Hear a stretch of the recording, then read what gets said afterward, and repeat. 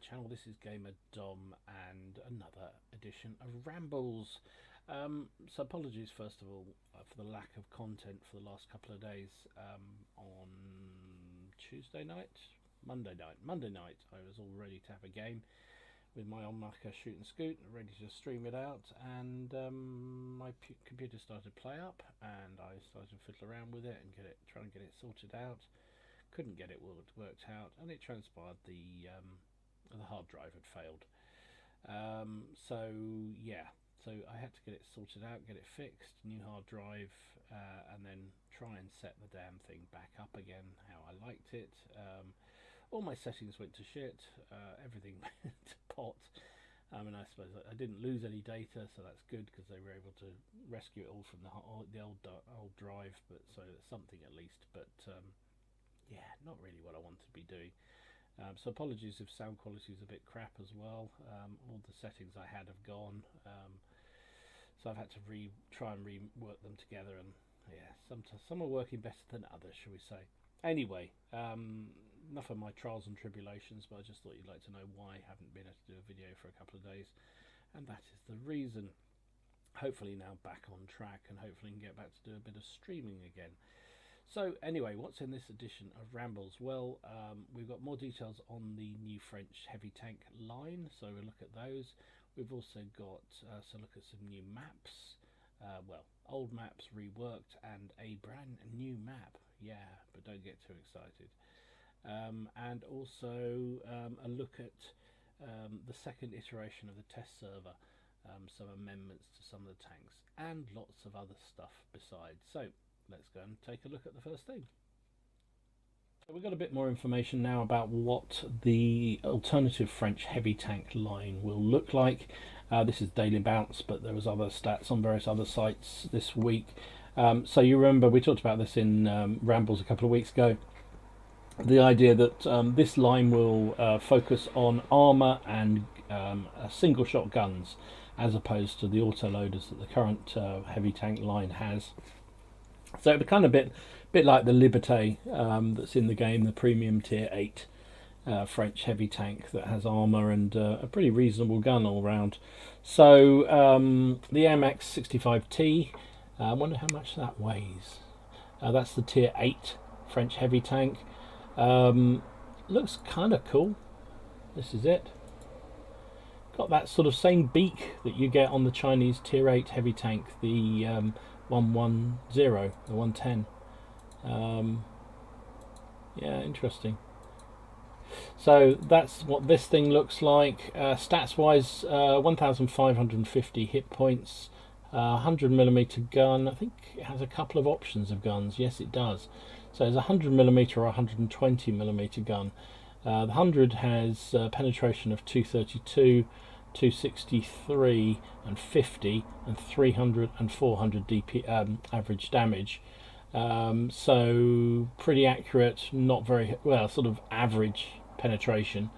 Has a really pretty reasonable load time actually, 8.92 second reload, giving it 6.73 rounds per minute. With an average DPM of 2019. Aim time is pretty it's okay actually, yeah, it's alright. 2.88, accuracy of 0.32, gun depression of -8. Or you can try the bigger boomstick, which is 120, which has slightly less penetration, 218 as opposed to 232, 325 with APCR. So this is where the Gold Warriors are going to go, because the penetration goes up considerably with APCR. To 325 as opposed to 263 on the other gun, and 65 with HE, and giving you an average damage of 400.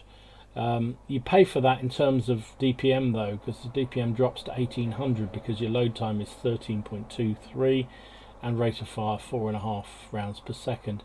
Aim time is also, actually aim time's better, 2.59, and accuracy is only slightly worse at 0.345. -8 gun depression again. Turret traverse on this tank is not bad, 25 degrees per second is alright. Top speed of 40 is pretty good. We'll come back to the armour in a second. So 65 tons, well, you know, MX 65T, what do you expect? with a 1000 horsepower engine, gives it a 15.38 power ratio, so it's pretty nimble actually for a heavy tank. 370 view range, 4-man crew. Let's have a look at that armour. So the hull armour is 100, 80 and 60, and the turret is 250, 80 and 60. So this thing is going to have a bit of a bruiser of a turret.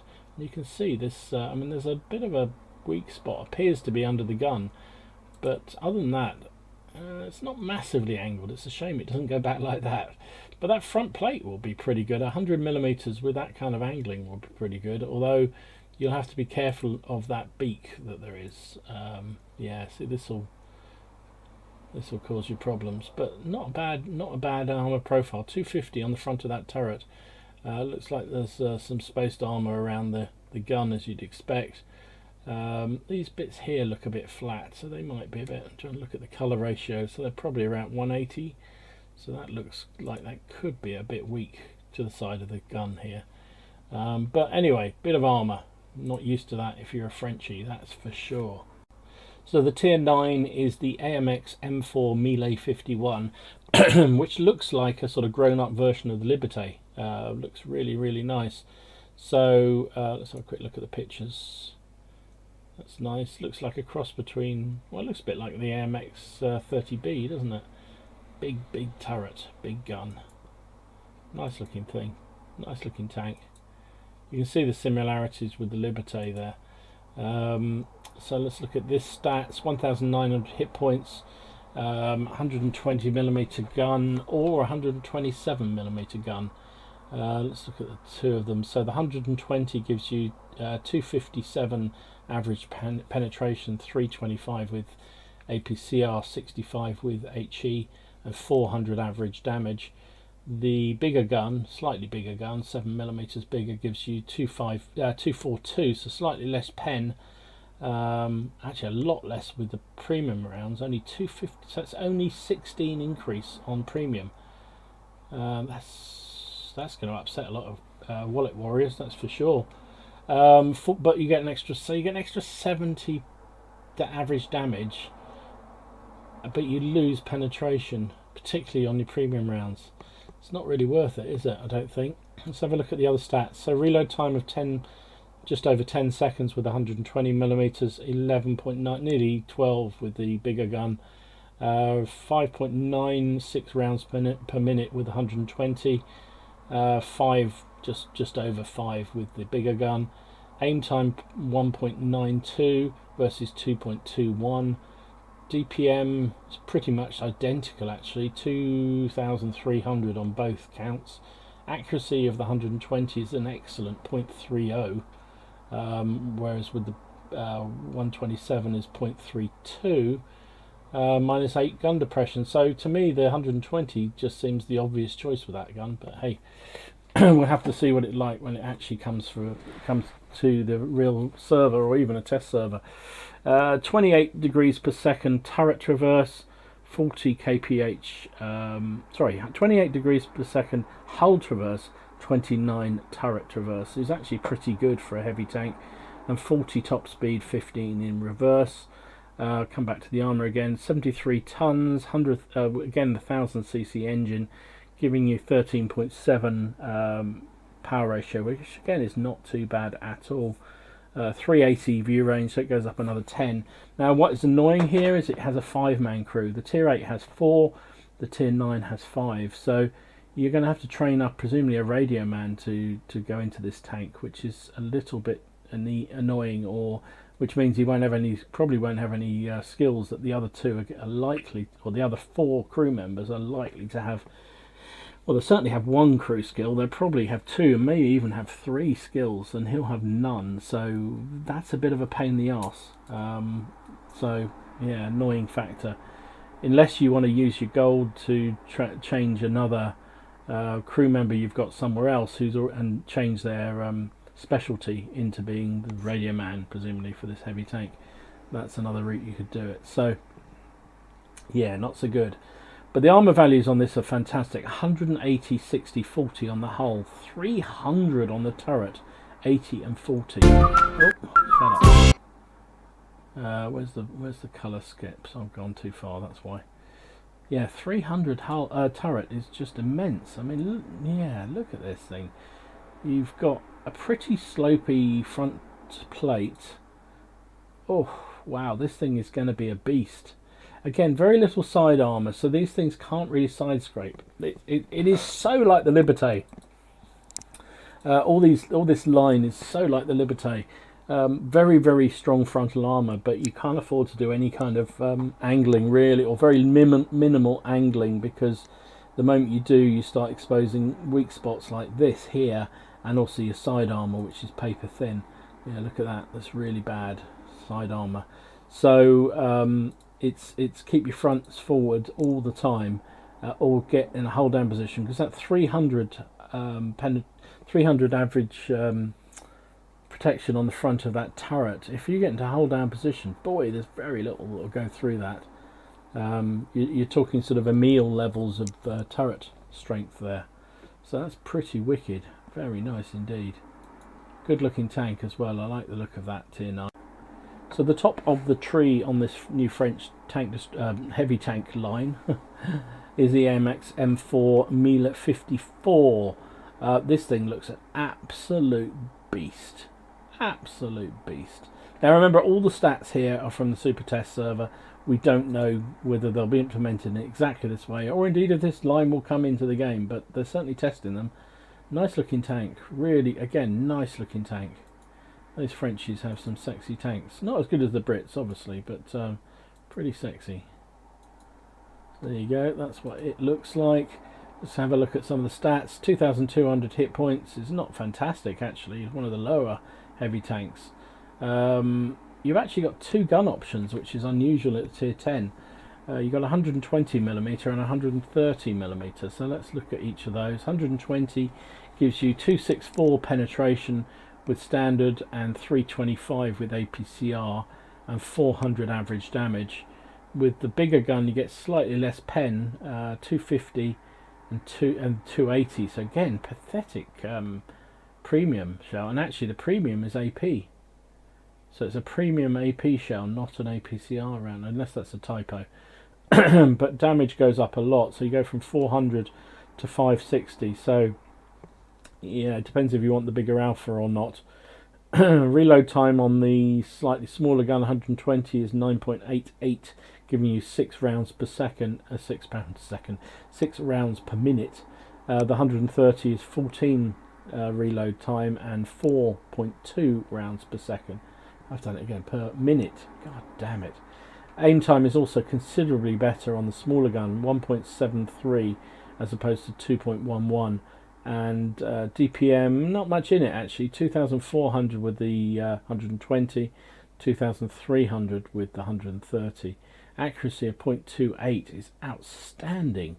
Wow, why wouldn't you take this 120mm? It's got better pen, better load time, better accuracy, better aim time. You're only just sacrificing a bit of alpha.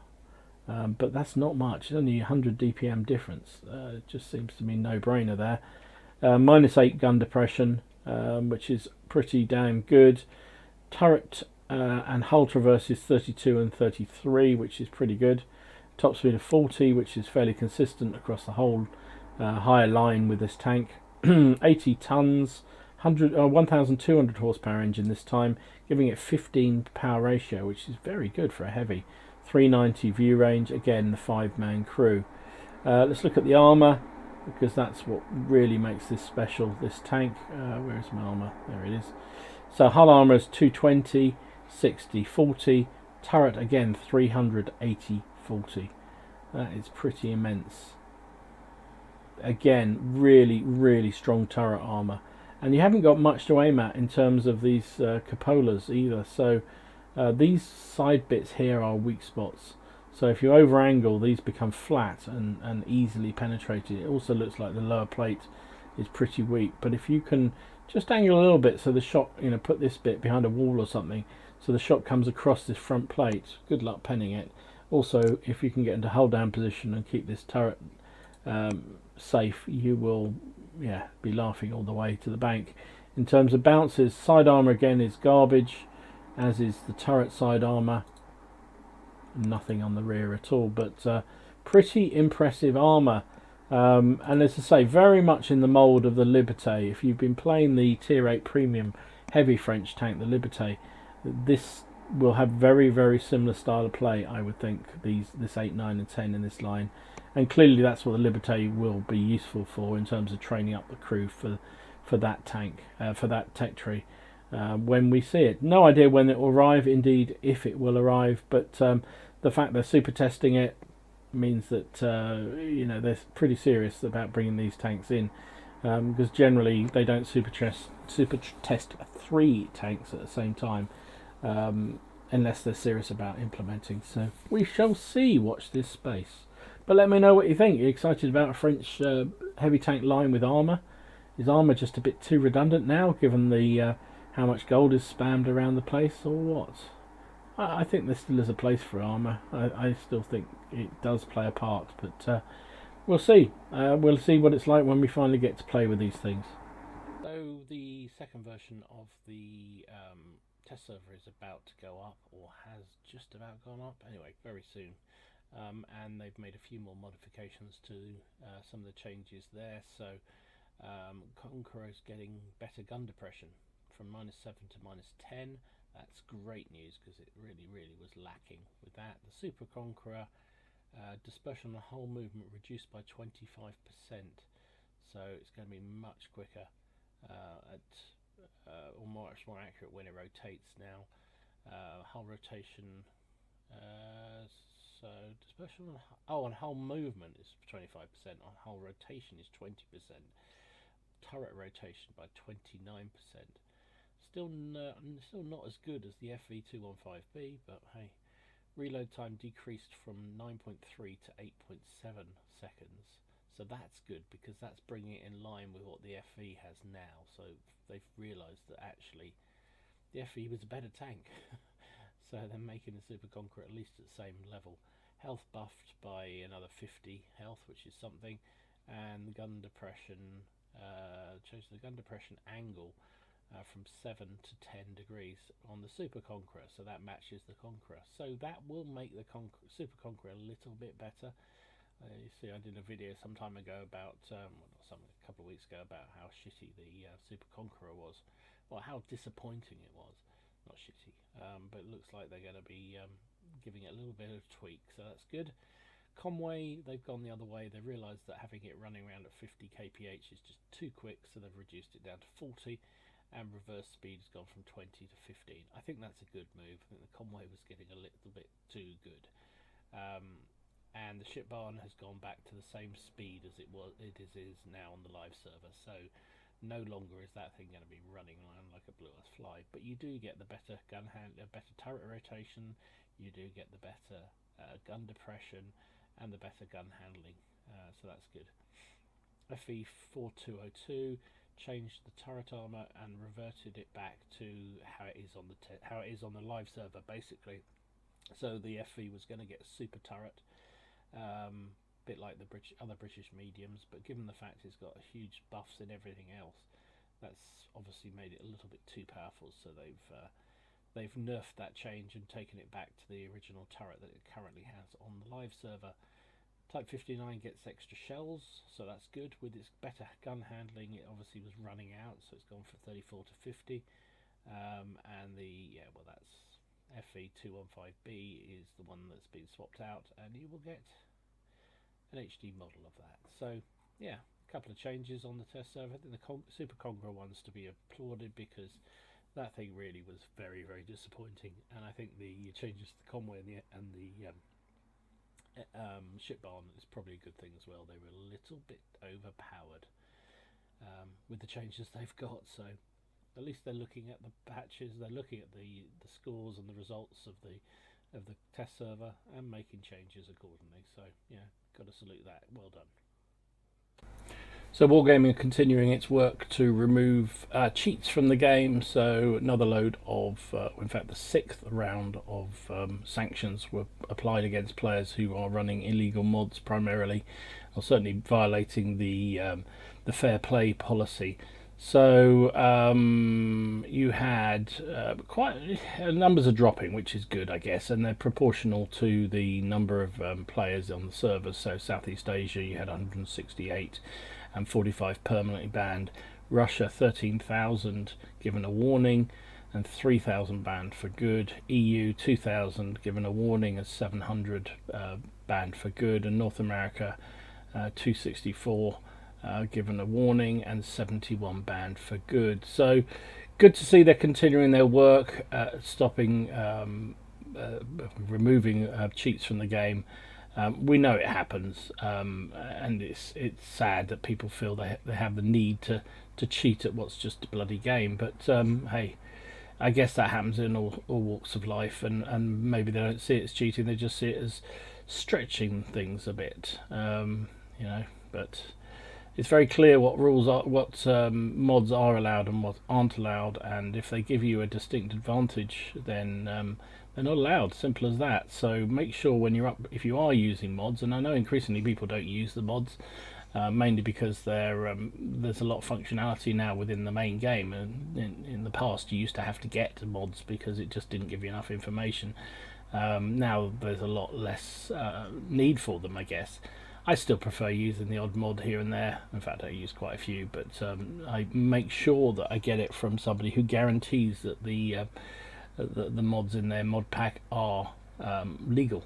And so, you know, my advice is look out for that. Just have a check, and if you're in any doubt at all, don't use it, or check it out with on the World of Tanks forum. It's a lot of time and effort you put into the game and fun you have in the game to then have a warning, and then potentially a full-time ban if you do something stupid by neglect. If you do it on purpose, then screw you. You deserve everything you get. Oh, whoopee! We've got a new map coming. Yeah, the only problem is it's on Super Test, and it's also a new Grand Battle map. And also it looks like something out of friggin' Lord of the Rings. Let's have a look at this thing. This is work in production, obviously. I'll turn that on now. This is still early days. Bloody, what's this? Mordor? Aztec Mordor. Well, I'm not going to complain. Anything that is a new map has got to be good in my eyes. I don't know about you guys. I'm sick and tired of the same old maps. But this is only going to be on the 30v30 mode, but at least, well, hopefully it's less of a campy map than the other one. How difficult is it, Wargaming, just to do some new maps? Oh, jeez. Anyway, there you go. New map in Super Test. Yeah, whatever.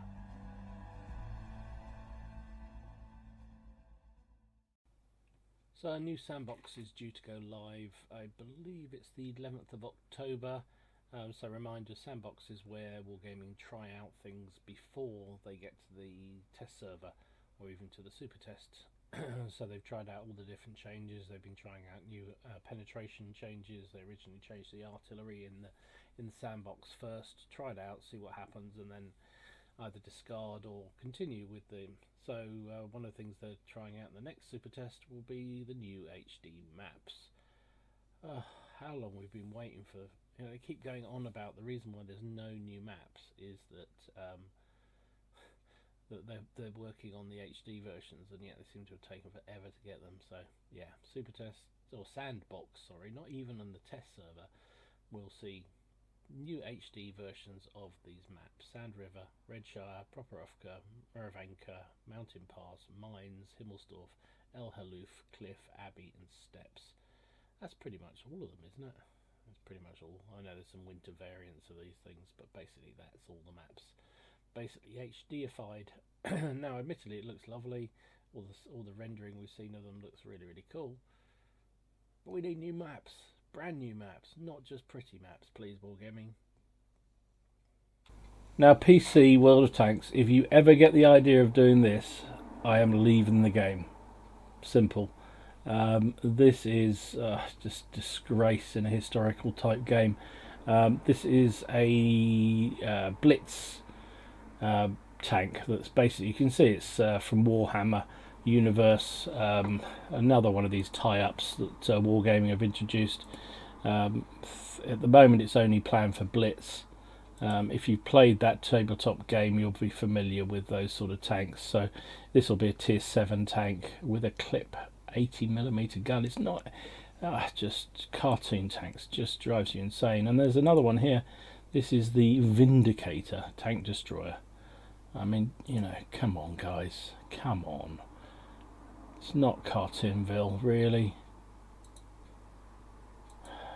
I mean, if we were doing a space game, that's a rather nice looking vehicle, but we ain't. This is sort of a historic game. I know there's lots of fantasy tanks in it, and you can say Dom, your double standards, but you know, to me, at least keep the pretense up that it's a roughly historic game. Don't put in these cartoon things in the game.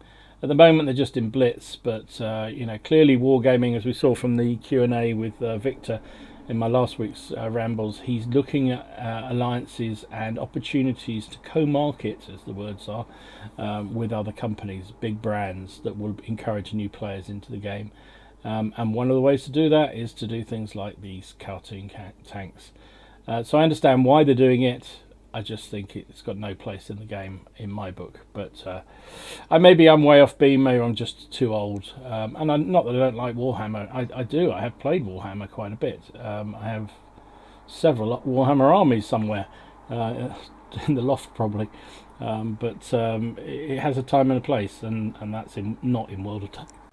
So top of the tree on the European server this month for October is the T110E3, the American tank destroyer branch. So you know how this works. Up to tier 5 you get a 50% discount on purchase of any of the vehicles on that line, which includes the excellent Wolverine. You get 30% on tiers 6 to 10, which includes the Jackson, and of course the Slug of the T95, and Doom Turtle it's called, isn't it? Doom Turtle, and then the E3. I am on the T95, I might have to work on it. You also get extra crew bonus for each battle you fight in it, yeah, you get bonus if you're using the E3 itself. 50 times you can get ×2 crew experience, which is a good thing. If you come in the top 10, you get various personal missions again if you're using the E3. So all good stuff. If you're working your way down the American tank destroyer line and you wanted to get to the E3, probably this month is a good one to do it, if you can fit it into grinding for the FV and grinding for the Death Star, and probably for the ship barn as well, because you'll be wanting that along fairly soon. Anyway, that's what the top of the tree is. So I wish we had this for all servers, but we know what the EU specials are going to be for the next for this month, for the October month, in terms of the weekend bonuses and everything else. So from the 7th to the 10th of October, you've got Tank Destroyer month, or week. So discounts on tank destroyers, several bonuses, ×3 XP for first victory a day, and a special mission to get first aid kits. So that's next weekend, the 7th to the 10th. 14th to the 17th, you've got extra credits which will be useful to if you want to get the FV215B before patch 9.20.1 is introduced. So I guess that's just don't know how they're going to work that one. Probably just credit ×2 for every game, maybe. Who knows? We'll have to see. 21st to the 24th of October, ×3 XP for every victory, every first victory, and a simple mission which will increase your barrack slots. Okay, barrack slots are always useful, particularly when they give out special tanks and whatnot. It's I've got so many crew in my barracks. It's really useful to have the odd extra crew slots. So good that. End of the month, faster training for crews, ×2 discount on equipment, camouflage inscriptions and emblems, and addition special missions for consumables. Yeah, so there you go. That's good to know. It's nice to know there's discount coming at the end of the month. So if you save up your credits, it's a good opportunity to buy. Always, I say this before, but always buy as many consumables as you can afford when they are on 50% off, because in the long run you'll be saving credits, because obviously when you use them you'll get the full value back in terms of any damage and credits you generate in battle, because obviously if you're having to pay for a 10,000 credit thing out of your profit for a game, you're losing 10,000 credits. But if you've only played 5,000, you're 50% up. So yeah, it's well worth doing. Buy as many of those as you possibly can. And if equipment's on discount, you might want to think about buying the equipment that you're going to need for the next tank or next couple of tanks that you think you're going to unlock. I always try and do that. So for instance, I've just bought on this weekend that just happened, which is 50% off on all equipment, I bought 2 large gun rammers because I expect to have the FV unlocked and potentially the ship barn as well. So I want to have the gun rammer for that ready to go. I've also bought some other equipment to go ready for those if I unlock them. So it will save me 50% of the credits, and invariably when you unlock a tank, you've used pretty much all your credits up, and then you can't afford to equip the damn thing. So well worth buying, anticipating what it is your next tank's going to be, and buying the equipment appropriate to that. My recommendation to you guys, if you're not already doing it. Probably I'm behind the times.